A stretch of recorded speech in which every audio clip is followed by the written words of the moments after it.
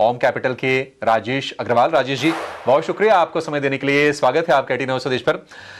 Rajesh ji, Q3 के number से बहुत उम्मीदें थी, जिनसे भी बातचीत होती थी लोग यही कहते थे कि नहीं, Q3 के नंबर आएंगे, बाजार का मूड सुधरेगा, एफआईज वापस आएंगे। अब ये इनिशियल जो नंबर्स आए राजेश जी, कुछ ऐसा होता हुआ दिखाई नहीं दे रहा है। बाजार को लेकर अब आपका व्यू क्या बन रहा है सर बजट से पहले? गुड आफ्टरनून अभिषेक जी, और बाकी भी जो पैनल में मित्रगण है सबको नमस्कार। देखिए, मेरा अपना ये मानना है कि तीसरी तिमाही के जो नतीजे आए वो सेलेक्ट पॉकेट्स में बहुत अच्छे आए, जैसे कि आईटी कह लीजिए या बैंकिंग कह लीजिए। जो नंबर्स आए वो ठीक ठाक आए, उतने खराब नहीं थे। कुछ एक पॉकेट्स में खराब आए, तो एट बेस्ट ये कहा जा सकता है कि मिले जुले आसार नजर आए।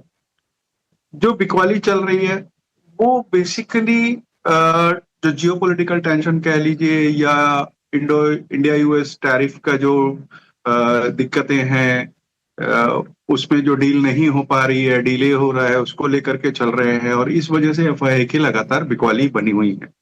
एफआई की अगर आप देखें तो सिर्फ पिछले हफ्ते में 14,000 करोड़ के ऊपर की बिकवाली उन्होंने कर ली। 26,000 करोड़ के आसपास की बिकवाली सिर्फ जनवरी महीने में अभी तक हो गई है, तो ये सेंटिमेंट बिगाड़ रहा है। अदरवाइज मुझे लगता है कि उतने खराब हालात कॉर्पोरेट की तरफ से नहीं आए हैं।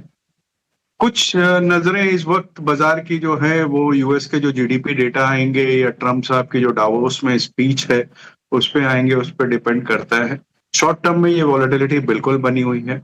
और बजट की अगर बात की जाए तो बजट में दिन ही कितने बचे हैं, मेरे ख्याल से 5-7 ट्रेडिंग सेशन बचे होंगे, तो उसमें कोई टेक्निकल कॉल लेकर के ट्रेडिंग पोजीशन बनाए तो जुदा बात है।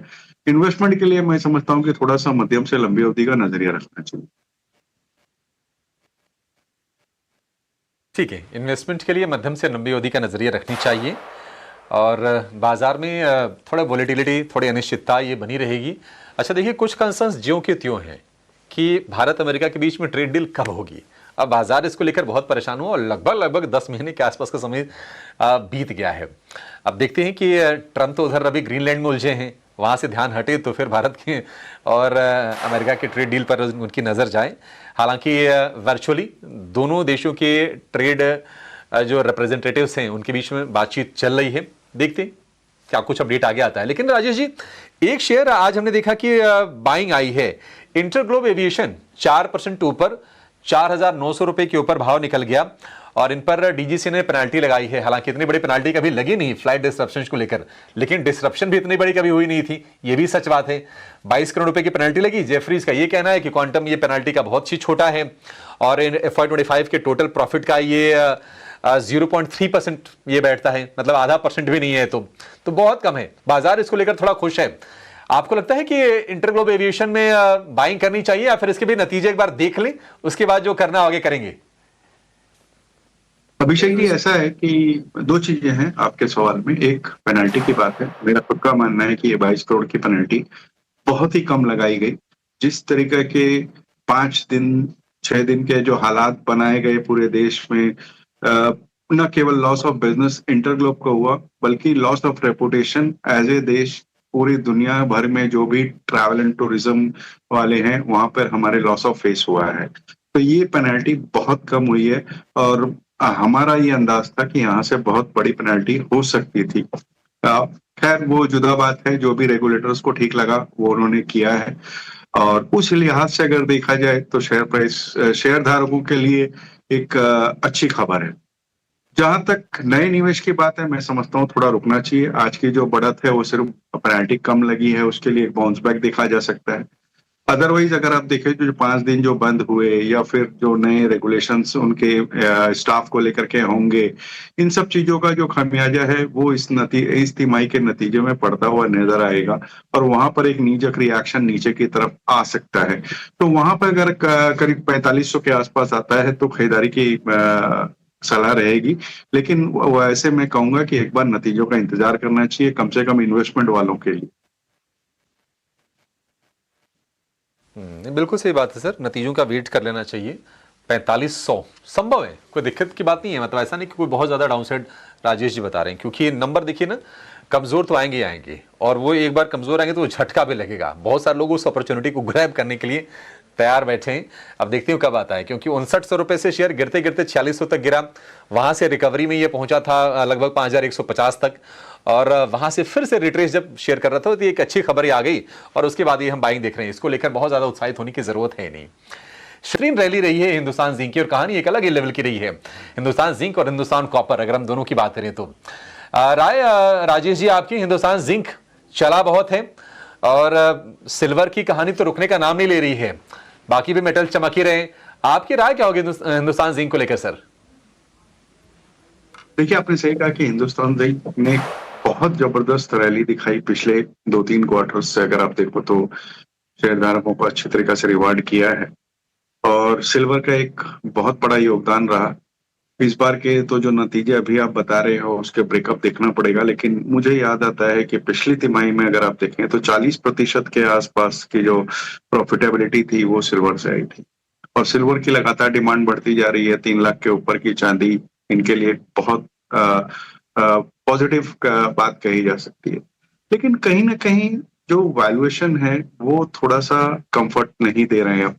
आज की डेट में आज देखो तो हिंदुस्तान जिंक का जो मार्केट कैप है वो ऑलमोस्ट 3 लाख करोड़ के आसपास आ गया है, जो कि जेएसडब्ल्यू स्टील के बराबर है। तो अब दोनों अगर एक ही मार्केट कैप में खड़े हैं तो आप समझ सकते हैं कि वैल्यूएशन कितना ओवरस्ट्रेच्ड हो गया है। कोई भी करेक्शन कहीं भी आएगा तो बहुत शार्प होगा। तो मैं समझता हूँ नई खरीदारी के लिए थोड़ा सा रिस्की बेट हो गया है। जिसके पास है वो अपना कोई स्टॉप लॉस लगा के बने रह सकते हैं। ठीक है, स्टॉप लॉस लगा के बने रहिए, लेकिन नई खरीद करना थोड़ा सा ना रिस्की हो जाएगा निश्चित तौर पर, क्योंकि 650 रुपए के ऊपर भाव हम देख रहे हैं। और अगर आप पिछले साल भर में देखेंगे तो लगभग 40% का उछाल इसमें आया है। 670 का इसने 52 वीक हाई बनाया था, और उसके थोड़ा सा ही नीचे आके आपको शेयर कारोबार करता हुआ दिखाई देगा। आय आप देखिए 8600 करोड़ रुपए से बढ़कर 10,980 करोड़ रुपए, ये ईयर ऑन ईयर बेसिस के ये आंकड़े हैं। तो एबिटा हो, मतलब कामकाजी मुनाफा हो, या फिर प्रॉफिट हो, या फिर आय हो, हर पैरामीटर पर नंबर आपको अच्छे दिखाई देंगे, और 3% ऊपर डे हाई पर आपको फिलहाल ये शेयर नजर आएगा। मार्जिन भी देखिए इन्होंने इंप्रूव किया है, मतलब ऑलरेडी काफी अच्छे हेल्दी मार्जिन थे, उसको भी इन्होंने आगे इंप्रूव कर लिया है, and all the credit goes to silver. उसके चलते ये हमने जबरदस्त रफ्तार देखी है। लेकिन चलिए 3 बज गए हैं, और ये समझ लेते हैं कि मार्केट में अभी तक क्या हुआ है, आज का एक्शन किस तरह का रहा है, कहां पर हमने बड़ी तेजी देखी है, वॉल्यूम बजर्स कौन से स्टॉक रहे हैं, और पूरी की पूरी समरी लेकर हमारे साथ जुड़ गए हमारे सहयोगी IRFC। हालांकि नतीजे हमने आपको पहले ही बता दिए थे, लेकिन ये जो क्वार्टरली मुनाफा अगर आप इसका देखेंगे 1802 करोड़ का, तो ये रिकॉर्ड मुनाफा है। पहली बार कंपनी ने किसी एक तिमाही में, सिंगल तिमाही में इतना ज़्यादा प्रॉफिट दर्ज किया है, और ईयर ऑन ईयर बेसिस पे ये करीब 11% की ग्रोथ है। नेट इंटरेस्ट मार्जिन 8% यहाँ पर बढ़े हैं, और साथ साथ जो टोटल इनकम है इसमें भी ठीक ठाक ग्रोथ देखने को मिली है। लेकिन स्टॉक चल नहीं रहे हैं, कहाँ से ये दबाव दिख रहा है ये भी जानने की कोशिश करते हैं। एक बार राजेश जी, IRFC को लेकर आपकी राय क्या है? केवल रेवेन्यू के नंबर है वही एक कमजोर दिख रहे हैं, बाकी सारे पैरामीटर्स पे नतीजे तो अच्छे दिख रहे हैं IRFC को। क्या राय है सर, फंडामेंटल राय क्या है?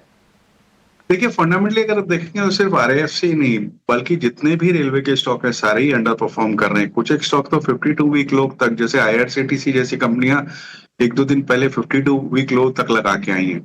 तो प्रेशर चारों तरफ बना हुआ है, लेकिन बावजूद उसके जिस तरह की इंफ्रास्ट्रक्चर पुश बनी हुई है, इंफ्रास्ट्रक्चर एक्सपेंशन हो रहा है खास करके रेलवेज में, गवर्नमेंट का जो पुश है, मुझे लगता है कि ये जिस तरह की तेजी बनी थी पिछले दिनों पूरे रेलवे पैक में, उसके बाद का एक कंसोलिडेशन है, टाइम कंसोलिडेशन है, जो कि थोड़ा लंबा भी चल सकता है। लेकिन वैल्यूएशन कहीं कहीं अच्छे हो गए हैं, खास करके उन कंपनियों के जहां ऑर्डर बुक अच्छे हैं, अर्निंग विजिबिलिटी अच्छी है।